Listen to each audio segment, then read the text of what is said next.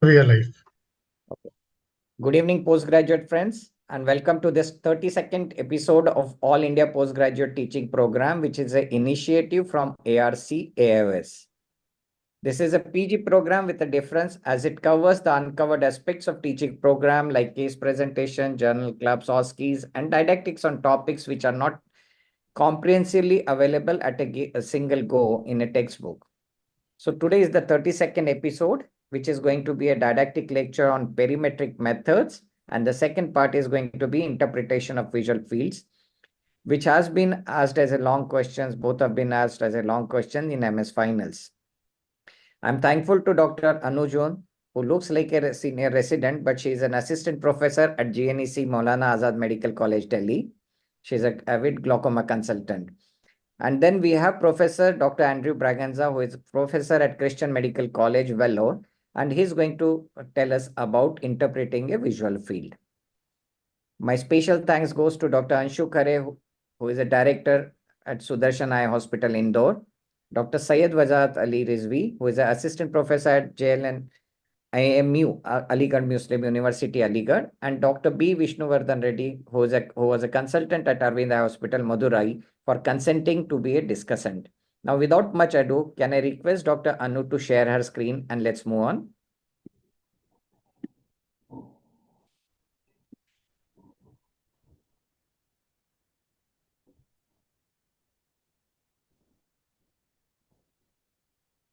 Good evening, everyone.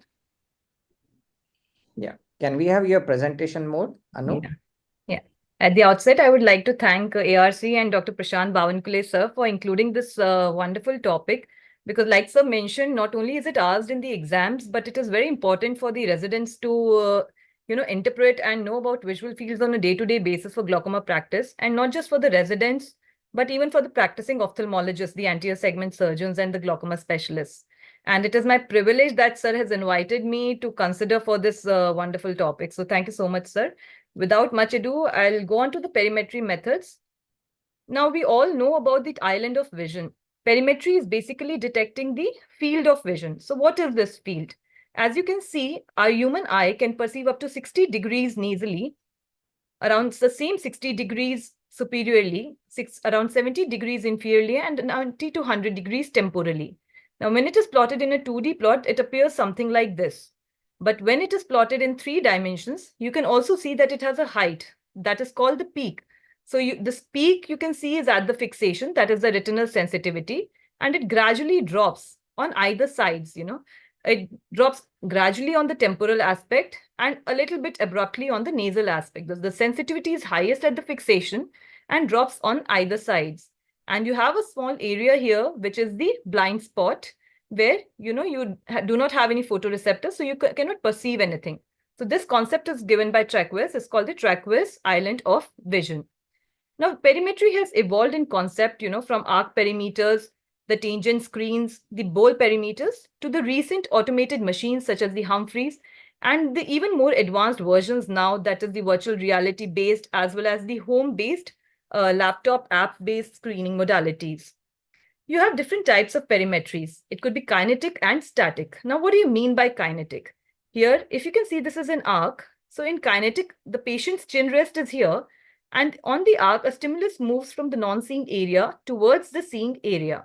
Now, this arc can be rotated in various degrees. It could be horizontal, vertical, or at its separation of around 15 degrees. And you chart these areas from non-seeing to seeing. And an observer here is always monitoring this process. So in kinetic perimetry, you are seeing object is moving from non-seeing to seeing area in the XY axis. And all the similar points are then mapped along to determine this isopter. This is an arc perimetry, and this is the typical Goldman's bowl perimetry. You can see the patient being seated here and an observer monitoring the process from here. So this is a typical chart that is for a kinetic perimetry. You have 360 degrees marked here at an interval of 15 degrees each. And on the x-axis, you have intervals of 10 to 20, 30, 40, so 10 degrees separation. Different stimulus sizes are used. This 1 or 5 that you see here are the Goldman sizes that we'll be discussing later, and which determines the millimeter square. So 1 and then 5, The most common used is the 3 stimulus, which is the 4 millimeter square. And 4 and E, these suggest the intensity of the stimulus that is being used. So 1 to 4 are increments in 5 decibel units, whereas A to E are increments in 1 decibel units. So if a stimulus of 5-4E is presented, the patient is seeing the visual field along these areas. So this charts the contour, which is called the isopter. Coming on to static perimetry. Here, the stimulus is not moving. Different stimuli are presented at different locations. So this is a Humphreys perimetry that you've commonly seen in your hospitals probably. A stimulus might be presented from here, then another stimulus here. So different stimuli are presented at different locations, but they may vary with intensity. So a stimulus is static, and this is measured along the z-axis. So you're seeing the retinal sensitivity at that point, how brightly a stimulus is presented and how well a patient can see. So this gives you retinal sensitivity at these points, which is measured in decibels. And this is how a typical static perimeter chart of Humphreys looks like. The basic differences being kinetic measures the isopters. The stimulus is mobile, going from non-seeing to seeing area, and is operator dependent. So it is more time consuming. And the typical examples being the arc perimeter, the tangent screens, and the Goldmans. Whereas static measures the retinal sensitivity, where the stimulus is stationary and varies in luminance. Mostly these are automated, but newer static perimeters also have kinetic perimetry incorporated into it, the newer automated machines. The examples being Humphreys and Octopus. Now it could be manual or automated like we discussed. So most manual perimeters were initially kinetic in nature, and most automated that came in later were static in nature. However, the latest automated perimeters do have a kinetic mode also. Background illumination, talking about this, the background illumination in perimetry has to be mildly photopic because we want to illuminate the rods which are present in the mid-peripheral region. And it has to be a constant illumination, which is reproducible every time you perform the field. The background illumination in a Humphreys is generally 31.5 apostles, which is the unit of illuminance. We'll be discussing about this later. And the illumination is white. So white on white means that you're presenting a white stimulus on a white background. It could also vary in different perimetries, like the short wavelength automated perimetry, where you present a blue stimulus on a yellow background, but the commonest being white on white. Talking about the stimulus intensity. Intensity means how bright is the stimulus that you are presenting. This brightness is measured in the unit called apostles, but we're more concerned about the retinal sensitivity here. So this retinal sensitivity is measured in decibels. Decibels is a logarithmic unit, 1/10 of the logarithmic unit, and these are inversely proportional. So the higher stimulus that you're presenting, the more bright the stimulus that you're presenting, that means the patient's retinal sensitivity is bad. So the decibels will be low. He can see less. That is why you have to present a brighter stimulus. Whereas if the patient's retinal sensitivity is good, that means you'll have to present even a dim stimulus and the patient will be able to see. So 10,000 apostles is the maximum stimulus intensity that is available in a Humphreys. And this corresponds to a retinal sensitivity of 0 decibels. So every time you see a 0 decibel in a perimetry, do not think that the patient is not able to see. 0 decibels means the patient is able to see the brightest stimulus that is presented, that is 10,000. So anything less than 0 means the patient is not seeing, but 0 means the patient can see the brightest stimulus.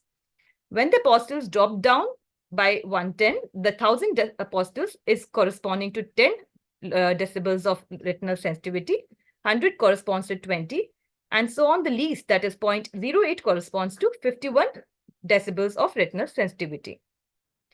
A point here to note is that these sensitivities are given for Humphreys, whereas it is slightly different for Octopus perimetries. Some of you might be having Octopus in your hospitals. So their 1000 apostles correspond to 0 decibels.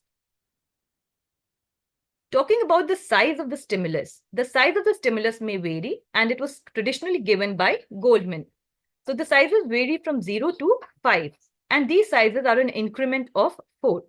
So 0 stimulus size means 1/16th of mm square, whereas size 1 is 1/4 of a millimeter square, size 2 being 1 mm square, size 3 is 4 mm square, 4 being 16 mm square, and 5 being 64 mm square. What is important here to remember is stimulus size 3. So most commonly used Goldman stimulus size is stimulus size 3. So you may be asked, what is the size of the stimulus, it is 4 mm square. However, stimulus size 5 becomes important when patients have advanced damage and are unable to see this stimulus. So you present a larger stimulus size that is 64 mm square.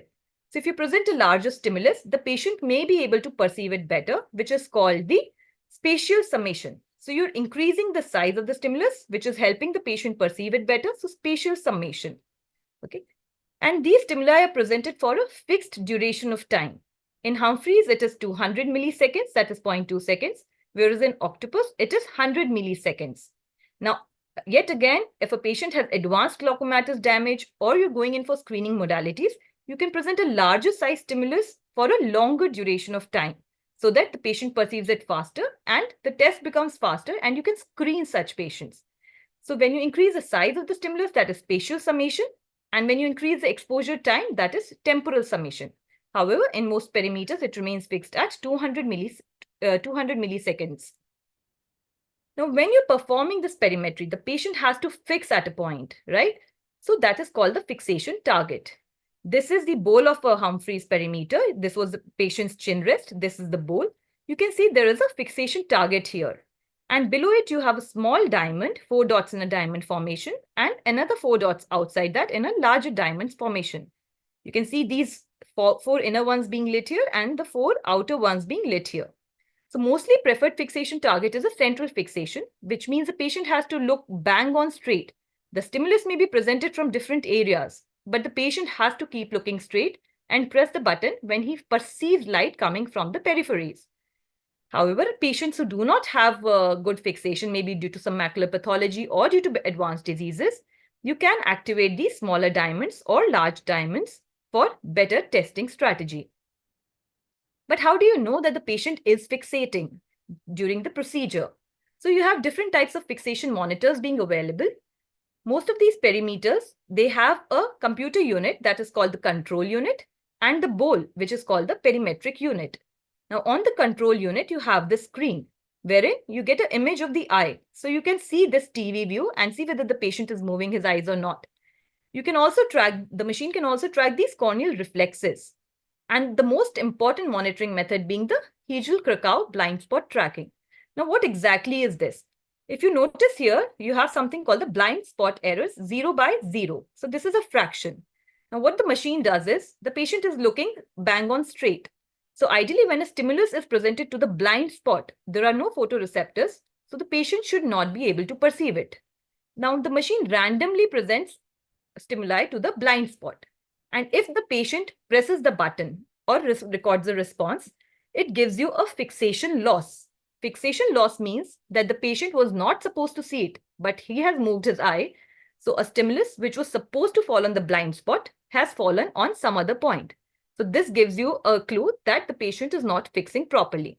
So say for an example, a fixation loss of 3 by 18 would mean that 18 times the stimulus was presented on the blind spot, out of which 3 times the patient had moved his eyes and perceived the stimulus. So Hegel-Krakow blind spot tracking is seen as a fixation loss indicator on these perimetric charts. You also have the gaze tracker at the end of the charts. So this is an example of a gaze tracker, which records the position of corneal reflex relative to the pupillary center. Now, any upward deflection from this line means that the patient is moving his eyes, whereas a downward deflection means any of these reflexes are not being captured, which generally happens during a blink. So least amount of movements would be a better indicator of a reliable test, whereas higher tracking errors would mean the reliability of the test will be poor. Coming to the testing patterns and strategies that are employed in perimetry, we are focusing here on glaucoma. So we're talking about the central perimetric patterns. So we have the 30-2, which is testing the sector 30 degrees. I'll be talking about the -2 pattern briefly. We have the 24-2, 10-2, and the macular program in the increasing order of the severity of the glaucomatous damage. So we start with 30-2 or 24-2, and in advanced diseases, we go on to 10-2 and the macular programs. Peripheral testing becomes important in diseases such as retinitis pigmentosa or diabetic retinopathies who have undergone a PRP. So you can do 60-4 or a peripheral nasal step or temporal crescents. You also have neurological field patterns like full field 120 and other neurological testing modalities. Now let's discuss this briefly. you have this vertical axis and the horizontal axis. Okay, the points here that are presented for the patient or the stimuli are falling on these axes, as you can see. So these points will never be mapped, will not know the sensitivity of these points because they're falling on the axis. And all points in these testing strategies are 6 degrees apart.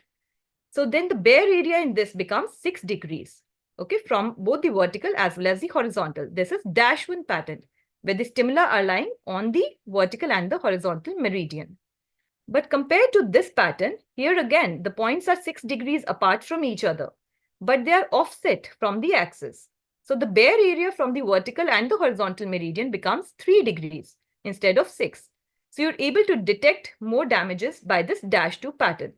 So -2 pattern is what we follow now, and -1 has already been abandoned.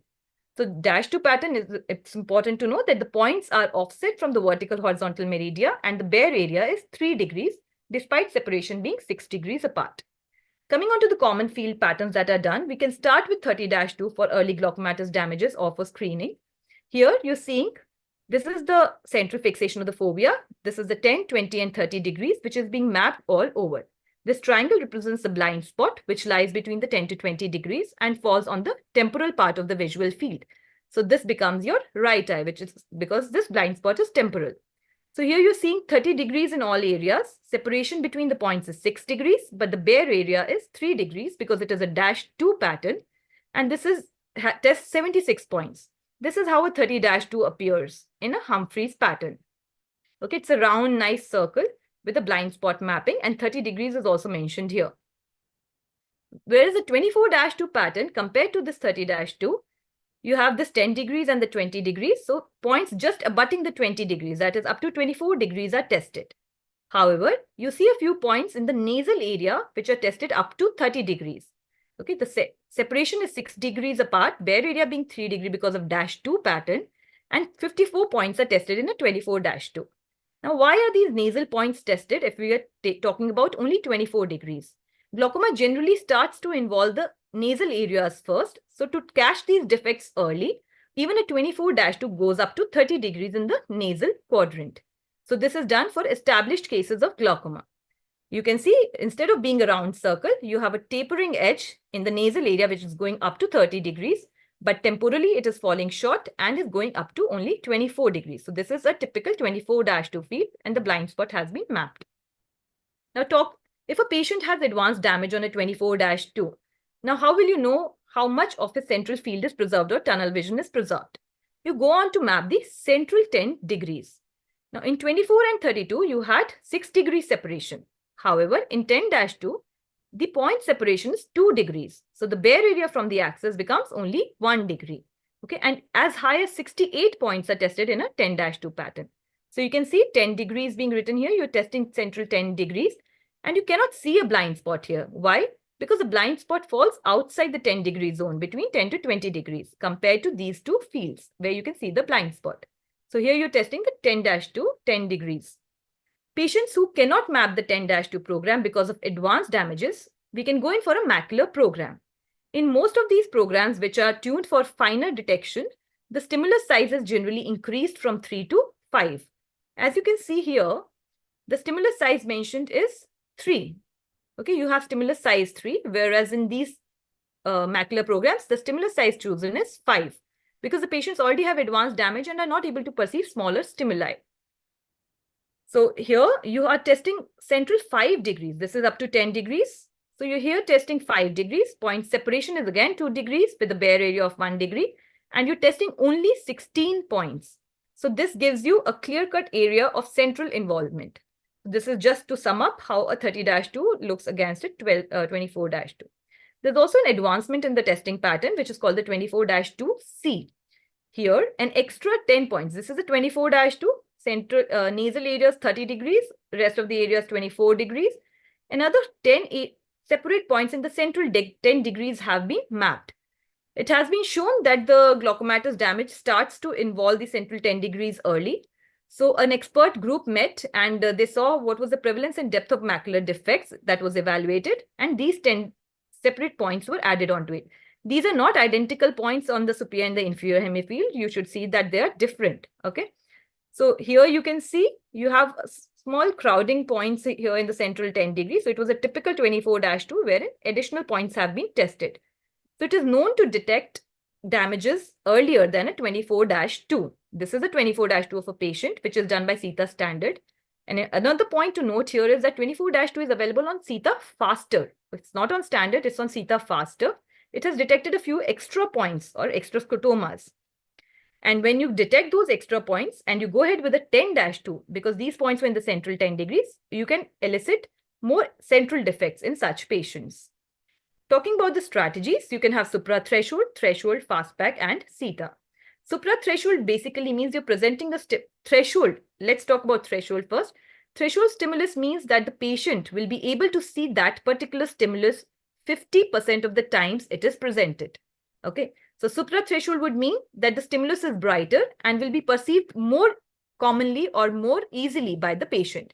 So you're presenting a very bright stimulus maybe for a longer time in different locations. So it's a very rapid test and it is limited to screening only. So this is a qualitative perimetry. It can be done by various modes, but we'll not go into the details. Talking about threshold perimetry, wherein each point is mapped separately for the retinal sensitivity to see the exact threshold of different retinal points. This assesses the true hill of vision and compares the results with age-matched database. So this is a quantitative assessment. And this is the gold standard visual field that should be done for all patients with advanced glaucomas, although it is not done frequently because it has a higher testing time. Another point to note here is that the threshold at each point decreases after a particular age. The loss in sensitivity is 1 decibel per decade, and it begins as early as 20 years of age. Now, how do we check this threshold? It's called the staircasing or bracketing technique. A stimulus is presented at a point, and if the patient sees it, the sensitivity is decreased in decrements of 4 decibels until it is no longer seen. Okay, so this blue represents that the stimulus was seen, and when it is no longer seen, then the stimulus is increased with a 2 decibel sensitivity. Okay, so you increase the illuminance of the stimulus by 2 decibels until it is seen again. So the seen non-seen junction is crossed twice, right? So this is called as a 4-2 bracketing. So we have a threshold resolution of as low as 2 decibels. And this is a gold standard for monitoring glaucoma. Here, you can see the short-term fluctuations and the corrected pattern standard deviation. What does that mean? Certain areas in the field are tested more than once. And any difference in the sensitivity between the first testing time and the second testing time, that is the intra-test variability. Within the test, you've checked the point twice. Intra-test variability is the short-term fluctuation. And when a pattern standard deviation is corrected for this, you get the corrected pattern standard deviation. I think we'll be discussing this in the interpretation part. Now, the limitation here is it takes a longer testing time because you're doing this bracketing at each point. And so it becomes demanding for the patients and has a learning curve. You can see here in different points, there's a crowding. So 2 numbers are mentioned at some random points. So basically, these points have been tested again. So 31 was this initial retinal sensitivity and maybe 29 later on. So this is the intra-test variability, which is seen as a short-term fluctuation, and CPSD can be calculated through this. Now, what is fastback? Fastback is a similar strategy, but you have a staircasing in 3 decibel increments or decrements, and the threshold is crossed only once. So you present the stimulus. If the patient cannot see, you start increasing by 3 decibels until he sees again, and then you stop. So 3 decibel increments or decrements and crossing the threshold only once. So it is faster by around 40% of the time, and this also is a full threshold strategy. An important one is SITA, that is a Swedish interactive thresholding algorithm, which uses the patient responses and the patient timing. So if a patient has responded to a particular sensitivity at one point, the machine will extrapolate that probably the sensitivity of surrounding points is similar. So it will present that kind of a stimulus. And also see the time of the response. If the patient is presenting or responding to the stimulus quicker, that means his sensitivity is slightly better. So this gives you false fixation losses in fraction like 3/18 or 4/16 and false positives and negatives in a particular ratio, and also gives the glaucoma hemifield test. However, no point is tested twice. So you do not have the short-term fluctuations or CPSD like you have in a threshold. Now, SITA can be done in a standard format, which takes half the time as the full threshold, or in a faster format, which takes almost half the time as fastback. However, these protocols can test only the typical fields like the 30-2 or a 24-2 or 10-2. The custom tests where you change the size of the stimulus or the exposure time or the macular programs, you do not get a age normative database. So this is not compliant with those. So these programs have to be tested by a full threshold.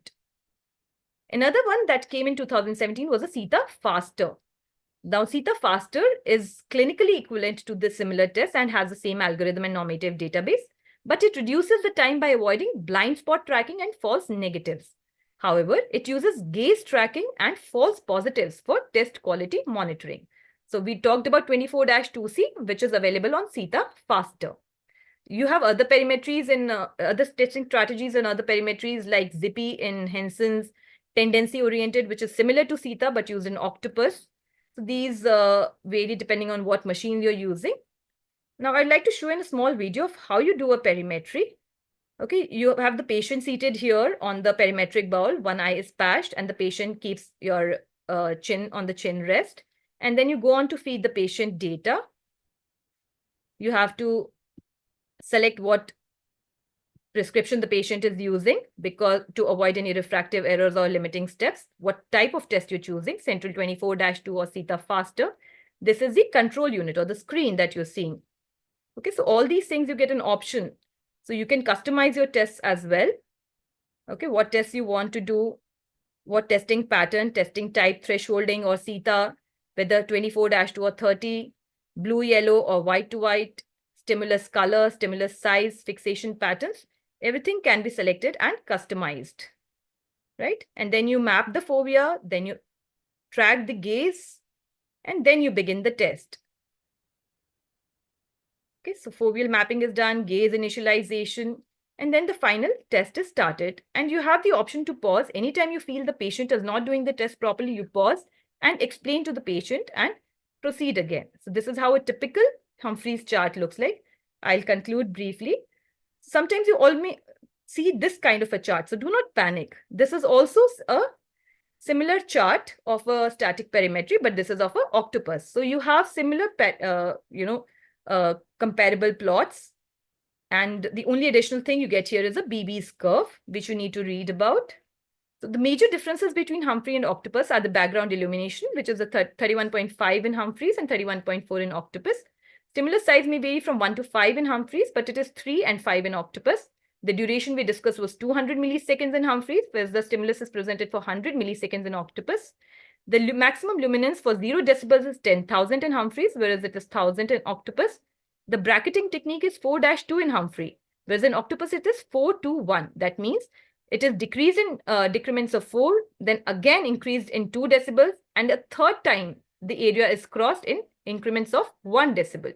Okay, and the testing strategy, the most commonly used is SITA in Humphreys, whereas tendency-oriented perimetry in Octopus. You have newer modalities which you can go and read about, the pre-perimetric tests, especially when you have cases with the glaucoma suspects or you're not sure whether it is glaucoma or not with risk factors, which are based on pauocellular and magnocellular pathways. And you have newer modalities like fundus perimetries, where you can do a real-time retinal tracking. You have the tracking onto the fundus images. You also have portable perimeters nowadays, which involves similar strategies to a standard or automated perimeter, as well as home-based applications in computers for home perimetry. I'll hand over the mic to Dr. Andrew for the interpretation of the visual fields. Thank you so much for your patient listening. Thank you, Dr. Anu. It was quite elaborate and very informative talk. You have introduced the subject absolutely well. To a lot, I have been hearing, I've heard this talk after say about 2 decades, and it was really an eye-opener for me as well. So thank you for that. And now we will have the discussion last. So let us begin with the interpretation of visual field, which is as important as the perimetric method, and that too from the doyen in glaucoma. Dr. Andrew, please. Oh, well, first of all, I have to thank Dr. Anu for a brilliant presentation. I put on this hat just so that I can take it off to you. Thank you, sir. Thank you so much. I'm humbled. Because that was a brilliant presentation. Okay, I really enjoyed it. Is everyone able to hear me correctly? Yes, sir. Yes, sir. Okay, let me try and get my slides on. Okay, that should be the one. I hope you can see this. Yes, sir. Putting it into the display mode. Okay, is that visible to everybody? Yes, sir. Okay, great. So, right. So now my topic is to actually give you the basics and interpretation of a single field.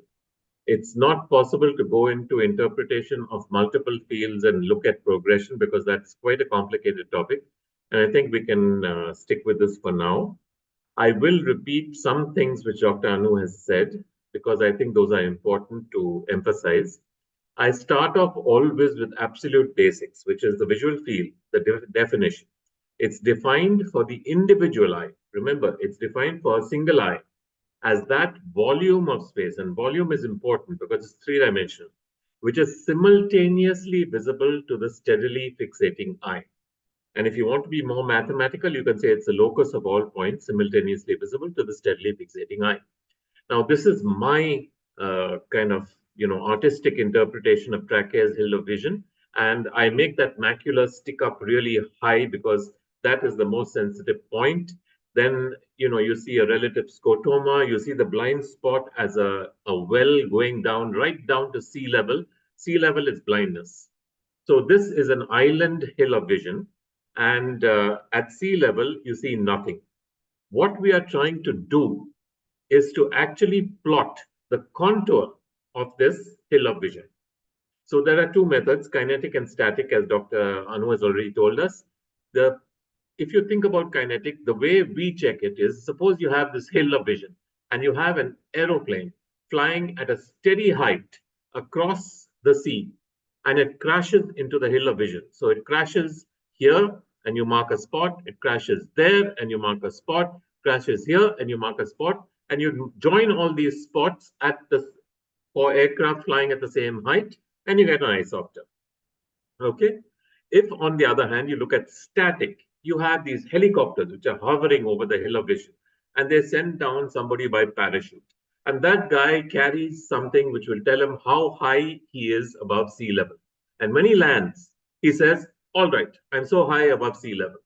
So it makes no assumptions. It doesn't try to fill in the points in between, but it just tells you at this point, I'm this much above sea level. That basically my threshold is this much. Okay, so static gives us an accurate picture of the contour of the hill of vision without any false assumptions. The flip side is it's tedious to perform and time consuming when you have to do it manually. However, it is the gold standard. It is necessary for glaucoma diagnosis and management. And for this, we need to look at the frequency of seeing curve.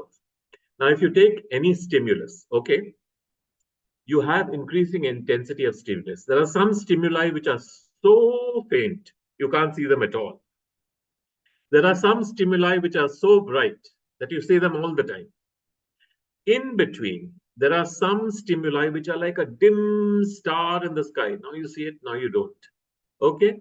The ones which you can see 50% of the time are what are the threshold. So the threshold is something that you can see 50% of the time, and it's defined in the terms of the intensity of the stimulus that you see. Threshold, we've all gone through the bracketing strategy, so I won't take you through this again. I would emphasize that the only way to accurately map the contour of the hill of vision, we don't just want to know, that, okay, there's a hill of vision and see. We want a contour. We want to know that there are excavations on the surface, that some of these things are deep excavations, okay? Because this, no matter how rich you are, how many, acres of land you own, this is the most important real estate you can ever own. And you don't want to lose a tiny bit of it. So you want to map the contour and know how much is lost due to glaucoma. And the only way to pick up shallow scotomas is a full threshold strategy. There are, various approaches to full threshold. A word about the units. Dr. Anu has already told us about converting. See, the sensitivity to light is actually exponential. However, we can't think in terms of these big numbers. So we convert it to decibels, and not just decibels, we flip it over. So that the most sensitive becomes a higher value in decibels, and the least sensitive becomes a lower value in decibels. And 0 decibels in the Humphreys corresponds to 10,000 apostils. 0 decibels in the octopus corresponds to 1,000 apostils. So it's not easily convertible between one parameter to the other, but at least it gives us a linear scale where we can think about sensitivities. Coming down to the printout, and I'll deal with the Humphreys because that's what we are mostly used to. There are 8 headings under which we need to check the printout. First, we check the header. Then we look at the reliability criteria, which are the catch trials. Then we look at the grayscale, then the total deviation plot, then the pattern deviation plot, then the global indices and the glaucoma hemifield test. And finally, we never exit without looking at the raw data. If you divide the printout into zones, okay, so you have the first zone, which is all the data of the patient and the test used. Then the zone 2 is the catch trials. Zone 3 is the grayscale. Zone 4 and 5 are the total deviation and pattern deviation plots. Zone 6 are the global indices. Zone 7 is the glaucoma hemifield test. And finally, the actual raw data. So when you look at zone 1, it's the header and the test parameters. You confirm that you're looking at the correct field, that you're looking at the correct age of the patient. Age is important because it interprets the values it gets against its normative database, and that is age matched for the patient. So your patient's age needs to be entered correctly. You check the test date so that you know that you're actually looking at the field that you want to look at. You look at the test strategy, making sure that that's what you asked for. You look at the stimulus, right, left, all that, etc. And I cannot emphasize this enough because I've seen numerous mistakes being made because somebody's just looked straight at the grayscale without checking that it's actually the correct patient or the correct eye. And you check also that the correct refractive correction has been used. Very often these patients are tested dilated, and you need to have a small amount of near correction in place for them to be able to see clearly. And you also check the pupillary diameter because that can affect the values of the test. So the patient and test data, here you can see all of the test parameters. I've deliberately included this one because this is a very, very old field. The date of the field testing was 2002. I've included it just to emphasize that Humphreys has changed nothing at all in this header since 2002. Okay. The reliability criteria use the Heil-Krakow strategy, which Dr. Anu mentioned, shining a spot in the blind spot. And if the blind spot is not where it should be, the patient responds. So you know that the patient's eye is not fixated. False positive responses, false negative responses explain themselves. Dr. Anu has also explained it. The foveal threshold is important. You should record a foveal threshold because it acts as an internal validation of visual acuity. Here we've got a foveal threshold of 36 decibels. But if the patient has a vision of 618, that does not make sense with a fovea of 36 decibels. That means that a refractive error has probably not been accurately corrected. The testing time also acts as an indirect assessment of reliability. If the patient has taken a long time over the test, then you know it's been paused several times. The patient has had to have things explained to them. They've had to be retested in several points, etc., and there's not been reliable. Which brings us to, before we discuss what is abnormal, we have to know what is normal. And this is one of my favorites. This is the bell-shaped curve, the normal Gaussian distribution. Any biological parameter that you take, whether it's blood pressure or pulse rate or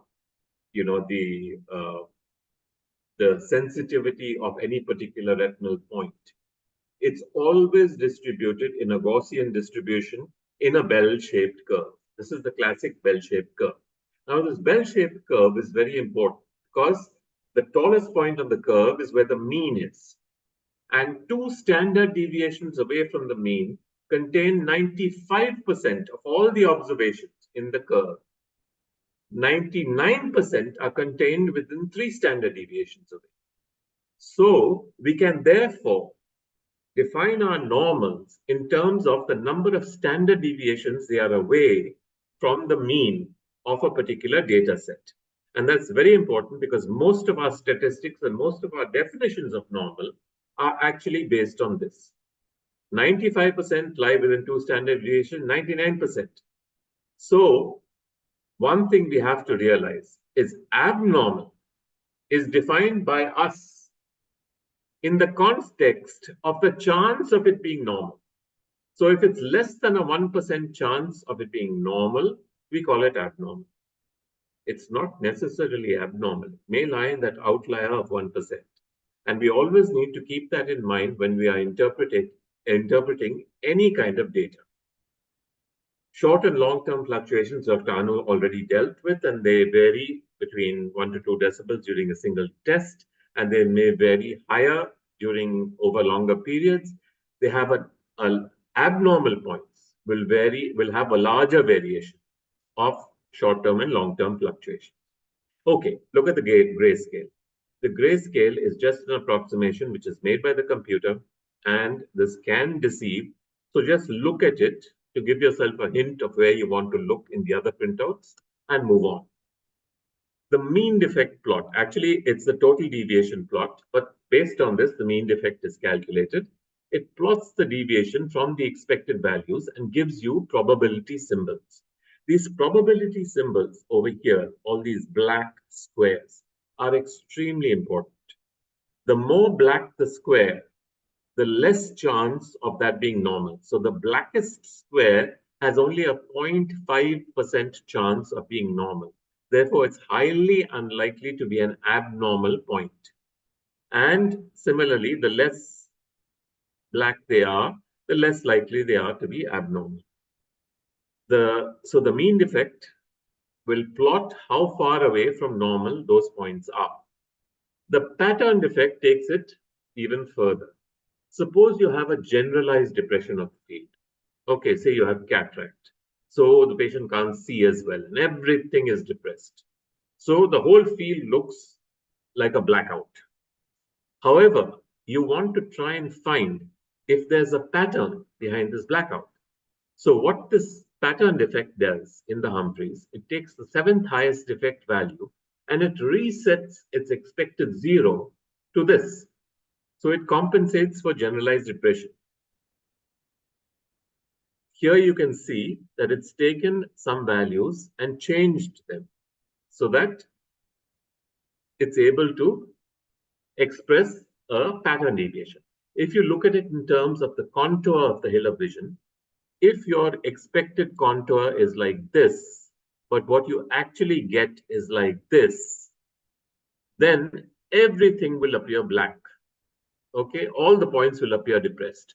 However, if you reduce your expected from that to this solid line, then these points will show up as normal, but the deep scotomas will show up as abnormal.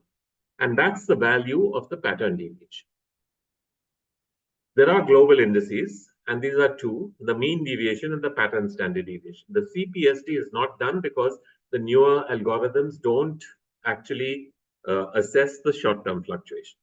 The mean deviation is an index based on the mean defect, and it's very useful. The pattern standard deviation is based on the pattern defect, and is, even though it is an uncorrected pattern standard deviation, it's still a fairly powerful tool and is used in Anderson's criteria for defining a glaucomatous field defect. The glaucoma hemifield test uses mirror image points above and below the midline, the horizontal meridian, in Bjerrems area. Okay, so in the expected area of field loss, you're looking at things above and below the horizontal meridian. And this has 5 outcomes. Either it can be normal, it can be outside normal limits, it can be borderline, it can be generalized depression of sensitivity, or abnormal sensitivity. Now, abnormal, generalized, borderline, we have to ignore. What we are looking for is outside normal limits. If the glaucoma hemifield test has been labeled as outside normal limits, we have a strong chance of this being glaucoma. And finally, look at the specific points to confirm areas of depression. Look for abnormal sensitivities that may have been missed by the CATCH trials. And I'll show you some of these later. Let's go on to Anderson's criteria, which I mentioned earlier. This is a cluster of 3 or more non-edge points in the arcuate area, which are depressed to at least 5% probability level, one of which has to be depressed to at least 1% level. Note, it says cluster. You cannot have isolated points, one sitting here, one sitting there. These points have to be contiguous. 2 of them have to be at least 5% probability. One has to be at least 1% probability or less. Then one of Anderson's criteria has been fulfilled. The next criteria is that the pattern standard deviation is depressed so that it is at least the 5% level or less. And the third criterion is an abnormal GHD. Now, if you want to be absolutely sure of diagnosing glaucoma from your visual field, you will say that until all 3 of Anderson's criteria are met, I will not label this patient as glaucoma. If you want to pick up the glaucomas without having too many false negatives, you might decide that you will take 2 positive criteria and label this patient as glaucoma and keep a close follow-up to see whether the diagnosis is confirmed. Okay, that's up to you, up to the patient, and up to how your preferred practice pattern is. So here we have a sample field. Okay, this is the disc. You can see that there's an inferior notch. You can see that in the total deviation and the pattern deviation, there is an arcuate scotoma in Bjerrems area, which shows up on the grayscale also. And this is fairly clearly, and GHD outside normal limits, the pattern standard deviation is less than 5%. All Anderson's criteria are met. This is glaucoma. Great. And now we have this. Okay. So this looks normal. Okay. There's nothing in the total deviation, but the pattern deviation is showing us a huge amount of abnormal spots. If we look closer, we look at the grayscale and we look at the numeric data, okay, we find that there are what are called white scotomas in the grayscale. Absolutely white. Okay, how is that possible? That's because the fovea is 34 decibels, and we all know the fovea is the most sensitive point in the visual field, unless there's some foveal pathology. But here we have a 34 decibel fovea, and we have 44 just next to the fovea, 45 here, somewhere in the periphery, 34 again, 30, 35. So obviously, first of all, a lot of fixation losses. There have been a lot of false positive errors. Okay, so this is not a reliable field. And the algorithm to try and translate the pattern, the total deviation into a pattern deviation has led to this interpretation. The newer Humphreys algorithms do not, they are a little smarter. They will not show you this kind of thing from this kind of total deviation, but you still need to look at the actual data. And finally, let's look at this field. Here we see a field where we have a classic arcuate defect. It's almost like a sedal scotoma, okay? And, everything meets Anderson's criteria. It is a glaucoma, but you look at the actual disc, and it's a tilted disc, okay? And we know that a tilted disc like this can give rise to an arcuate defect, which is a static defect. It's not glaucoma, it's not progressive. So the caveat with all visual field testing is always correlate clinically. Thank you.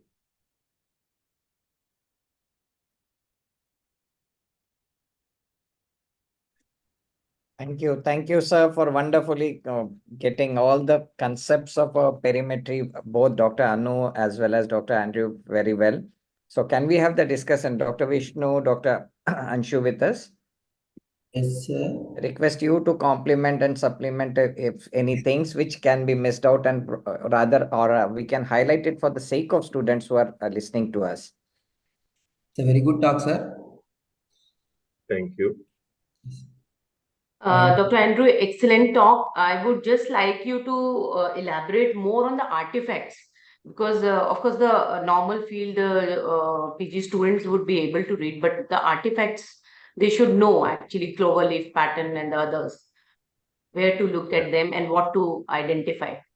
Yeah, sorry, I did not include that in the talk because of lack of time. I don't have any illustrative signs, but Dr. Anu would have told you that what the perimeter does is first check a central point in each quadrant.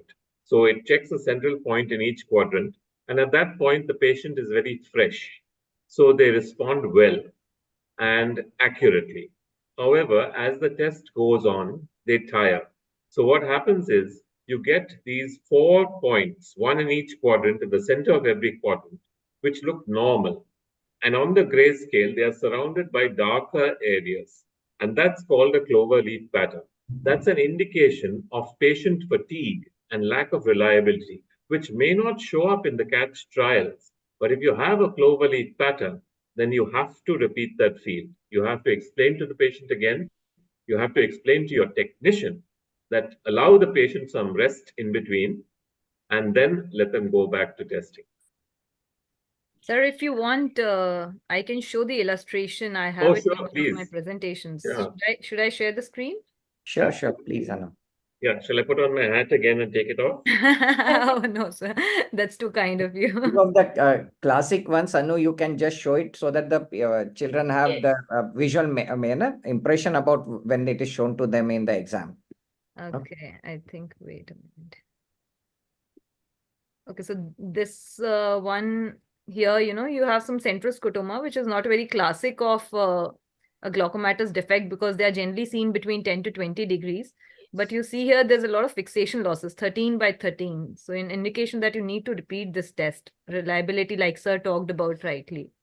And this is a cloverleaf pattern. You can see here, the false negative errors are 33%, higher false negatives. Like we were talking, the 4 points in the 4 quadrants are initially mapped because they have a higher sensitivity, and then the surrounding points are extrapolated according to that, and then the sensitivity is tested.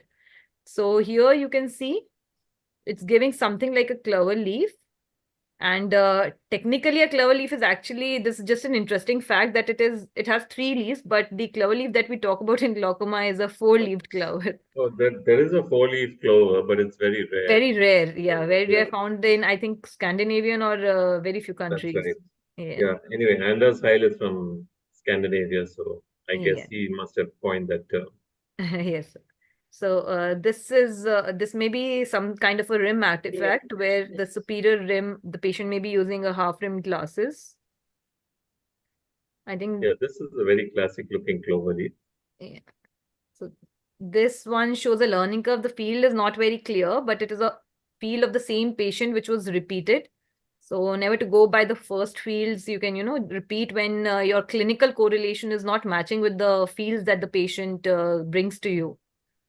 So I think this one again, when you have a central defect, you can go in for a clinical evaluation of the macular pathology.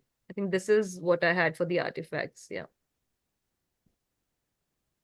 I think I'll stop sharing my screen. Just a minute.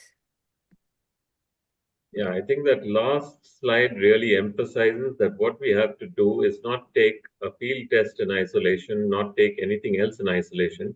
We have to correlate the field with the clinical examination, with the IOP, and with the expected pathology. So, it's field, clinical examination, and disc imaging. So, usually the OCT. So, unless all 3 of them kind of gel, we have to doubt ourselves because there's so much variability. The reason for the doubt is that there's a huge amount of biological variability. Normal overlaps abnormal to such an extent that it's very difficult for us to actually pin down abnormal. And we certainly don't want to overtreat. So, we need to use our judgment carefully. We are fortunate that we are dealing with glaucoma, which is generally a slowly progressive disease. We have time to make decisions. We don't have to have a knee-jerk reaction to anything. So we get something abnormal. We tell the patient, okay, I need to see you maybe a month or so later, and we'll do all this again, and we'll see how it looks. Okay. So, you're not losing anything by that. The patient is not losing anything by that. But if you start that patient on treatment, okay, and treatment is so complicated, each drug takes so much time to wash out, etc., you're never going to get a baseline on that patient. So, and that baseline is extremely important for making further decisions later on. One more thing, most of the patients, whenever they are coming to a clinics, you do a dilated exam of the patient also. So by the time, suppose the patient is coming outpatient, you have coming from some other city or something. So will you go for a dilated fields? And what difference will it make with the undilated ones? Yeah, the thing is that a variable pupil size can affect the field in various ways. Generally, if the pupil is above 3 millimeters in diameter, all the data that has been done with by various people who have studied it says that there's not too much variation in the visual field. The pupillary size less than 3 millimeters can result in a reduction by 1 decibel. So the pupil size is important, but not desperately important. If you have a very tiny pupil, 1 millimeter or something, then that can make a big difference. Yes. In general, if you're going to be interpreting fields regularly, it's better to stick to one pattern of examination, not just because, of our interpretation, but also because basically our fields are done by technicians and their understanding may not be great.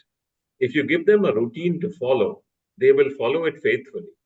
But if you make things complicated for them, saying this patient I don't want dilated, that patient I want dilated, etc., etc., it can result in a loss of reliability of the fields. So what I do generally is I just do all fields dilated, and look at it whether patients are from outstation, in-station, whatever it is. We do it the same day, okay, and certainly patients don't have a lot of time, and we do impose on their time constraints. But we also tell them, if you want something reliable, you have to be able to devote that time to it. Maybe I'd if like the to patient is highlight one having- thing here. If the residents or the other listeners saw carefully, the fields that sir was showing, it was clearly mentioned dilated plus 2.5 diopters. So that is really important, when you're following up these patients to maintain the reproducibility of these fields, whether it was done in an undilated or a dilated state, whatever is done has to be documented and then the same pattern be followed. So that was really nice, sir, in your fields, that it was mentioned dilated for those 2-3 fields that you showed, and That's plus the 2.5. reason I put that in there. That Right. was done in England a long time ago, but that's Right. how they record for every field. Yes. So And sir, about the artifacts, like I want to add like false positives also. False Yes. positive errors. Like in false positive errors, we see more than 33% of false positives, and we see white scotomas in grayscale. And in mean deviation, we see plus Yes. plus sensitivity, and we see pattern deviation worse than total deviation. That's right.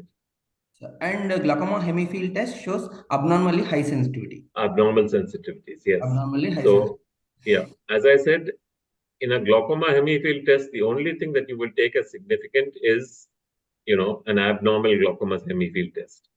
Anything else, you just have to ignore. And abnormal sensitivities can mean anything, but at least the test has detected that, okay, I can't interpret this. That's Yes. what it means. And Sir. yeah, you're right when you're saying that, you look at the difference between the total deviation and pattern deviation, and your pattern deviation is worse than total deviation, Worse than which total means deviation. it's something funny is going on. Yes. And coming to rim artifacts, sir, and like rim artifacts are usually seen due to like abnormal position Right. interfering with the trial frame. Yes. One thing, and the second thing is like if we are using a plus lenses in correction, like plus lenses causes like magnification of the field. Yeah. So like that peripheral field will be compromised. So Yes. that's why the patient misses that peripheral points. So we see only in plus fields, not minus. Plus lenses, not Yeah. The minus. thing is that the rim artifact can happen because of improperly positioned lenses, as you already mentioned. If the patient's head position is a little back or tilted, then the rim of the lens may enter into the 30 degrees of the field. And that rim of the lens can create an artifact. Yes, So sir. you need to have the patient's head up against the rest and the lens holder properly positioned. You also need to have a wide field lens and not an aperture lens, not the lenses that you use for refraction, but lenses which are specifically designed for field testing, a full aperture lens. So that comes with the field testing kit. Also, I would like to add that this kind of rim defects can be seen in blepharosis patient also. Yes. That's right. Yeah, it's not a rim defect in ptosis. It's more the Inferior eyelid level, yeah. coming down, Yes. and you can even get that in brow ptosis. In fact, even more in brow ptosis than in lid ptosis. Diagnosis, With right. brow ptosis, because the brow is a little ahead of the thing, it actually interferes a lot more. And when I worked with a plastic surgeon in UK, she used to use the visual field to prove that brow ptosis and ptosis was a functional impairment, and therefore these patients could be operated on the NHS because the NHS does not allow cosmetic corrections. So, if you prove a functional defect by a restriction of field, you will be able to operate them at the cost of the state. That That's was, quite interesting, sir. yeah. New indication. Yeah. While we are talking about the artifacts, Dr. Anu, I just observed you were showing a video where you showed how to do a perimetry. The patient was wearing the mask. Yeah. So in the COVID era, because of the mask also, There's a lot of the fogging. artifacts could be seen actually because That's of the true. fogging of the lenses. This was recorded during COVID, so yeah, that's absolutely right. A lot of fogging and a lot of artifacts too, yes. Yeah, the mask does tend to fog the lens, so you can have problems. Also for the PGs, the retinal pathology should be looked for because some of the retinal pathologies might simulate like a glaucomatous field. For example, the vein occlusions, the BRVOs, the AIONs, the optic nerve pathologies like the drusen, like the autonomous dominant optic atrophies. Like these should be looked for actually. So sir has rightly pointed out that the clinical examination plus the fields and plus the other tests in toto will label the patient as a glaucomatous or non-glaucomatous. I think even a confrontation test as a basic kinetic perimetry should be done by residents in their OPDs, before you send the patients for visual field testing, because a lot of times it unmasks the neurological pathologies. I recently had a patient who was referred to me for a 0.8 cup. He did have a 0.8 cup, but when I was taking his vision, he was reading only half of the Snellen letters from either eye. And when I did a confrontation test, he had a bitemporal defect, and which came out in the visual fields also. And he was sent to neurology, came out as a pituitary adenoma. He was being treated for a 0.8 cup for the last 1 year. But just a visual examination, a Snellen's acuity testing and a confrontation test gives you a lot of important information as a baseline before you get all these investigations done. So that's quite important at residents that they know the basics too. And one thing that's important to realize, which I realized fairly late in life, but we have all these drug companies showing you tunnel vision and all that, and all this is not visible, and the patient only sees this and all that. That never happens, okay? Because none of the scotomas that you get, even from neurological defects, none of them are actually positive scotomas. They are all negative scotomas. So the patient may not realize that he has a field defect. He may have a hemianopia and walk into a door. Why does he walk into a door? I mean, doesn't he know that he can't see that? He walks into the door because his brain has filled in what it expects to see from what it sees in the rest of the field. And that is the problem in glaucoma, that patients, until they really develop very advanced field effects, are not aware of their visual disability. And we need to be aware that patients are not aware, because, we wonder, I mean, how can this guy have a 0.9 cup and things like that and just come to me right now? What will he be doing the rest of his life? It's not his fault. Okay, because, he's being covered by the brain trying to fill in the gaps. And we need to have that insight when we talk to patients and deal with them. And we can show them that they actually have scotomas. So there's a lot of research going on in this, how the visual field is affected and how normal life is affected. Unfortunately, none of that is going on in India.